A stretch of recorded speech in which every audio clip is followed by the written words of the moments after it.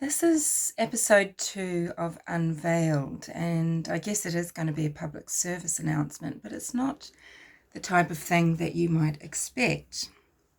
It's going to be very difficult for me to talk about, so I'm going to try and remain calm and measured and maybe just more succinct than I'd like to be, just to put some information out there to raise awareness and try and maybe leave it at that.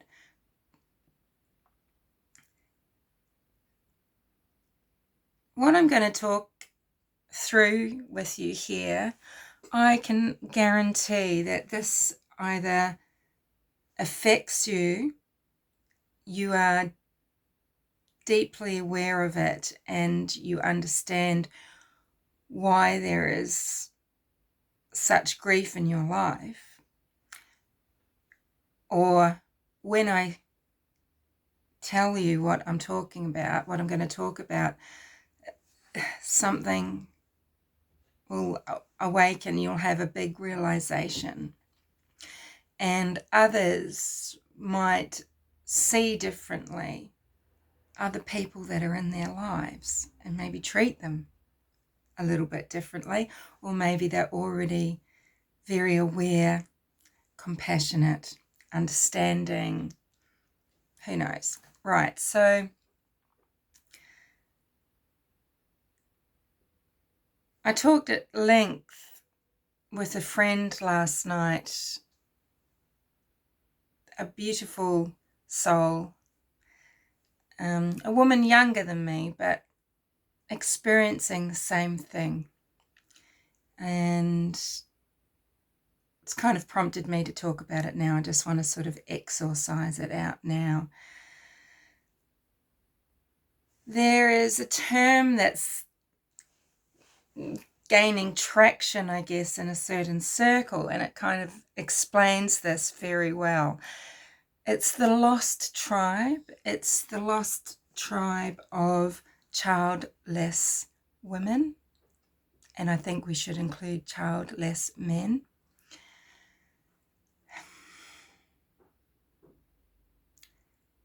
For some reason,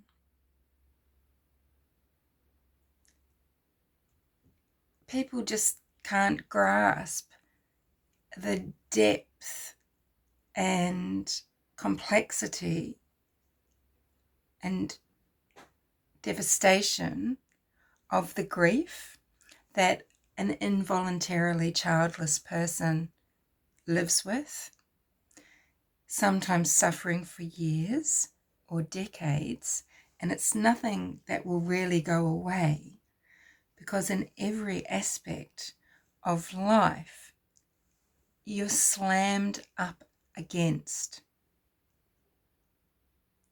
your life versus everything in society and your family, what you will never have, what you will never get to do, and the attitudes and experiences you're constantly battling with, deflecting, dealing with, usually in such a way so that you don't seem like the cunt or the grizzler or the person that disrespects parenthood or whatever it is, right? It's constant. It's a constant battle.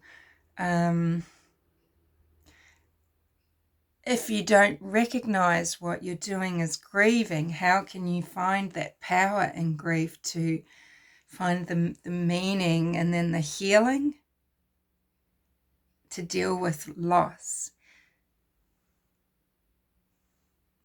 Because what people who don't experience this do not often understand is this is loss. It's so profound.